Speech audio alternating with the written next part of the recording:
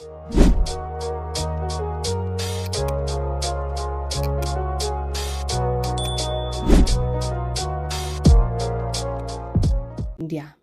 Ya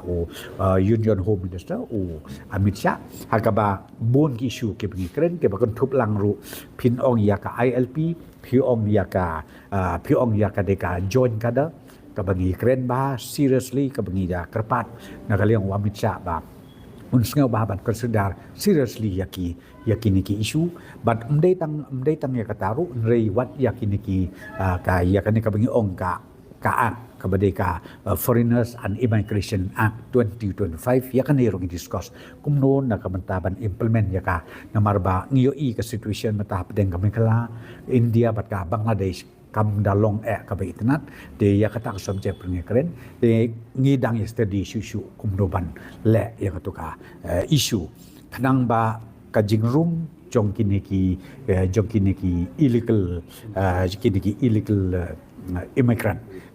nginla ban khang mar ba bun sin teng kiwan na Assam teng kiwan na kleng sodong kiwan nang thena po na po ong no kiwan nang thena na ka Thain Silsha lani kiwan nang thena plain belt area te kita ki bangi ngilong warit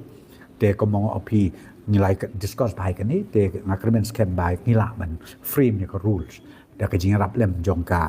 sarkar India Ministry of Home Affairs ba ngin long lakum na kumdor ngin long safe ngin long shan hakaba kini kijing rung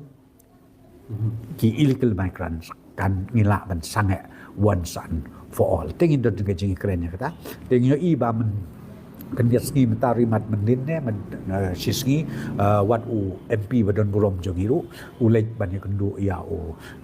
home minister ubaya lang ya kaju ikalain dengan ngasutunat UMP jongir ubudin lang ya kan kaju isu kaba ngi men sing playing la keren dengan kremen skem baka sarkar India ro kan skam ban sim serius ya kini ki pending isu ki bedang sa bat ka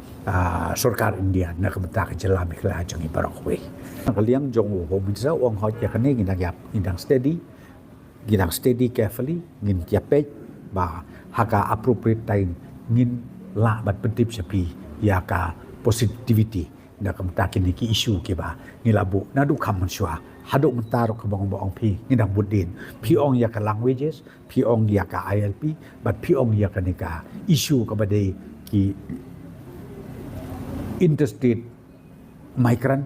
lan ki illegal migrant ki bangila banong ki kitaro ngong pi ka discussion jogi ka ya seprang but ngakremen sken ba ka wigaski le sina kaliang ka ministry kinsa come up ya ka kenja draft kaban pentikna ba ginong sok snong jog jalami kala kilok safe but nemdon manu ke bala manshu wan tur ni wan sa le ni wan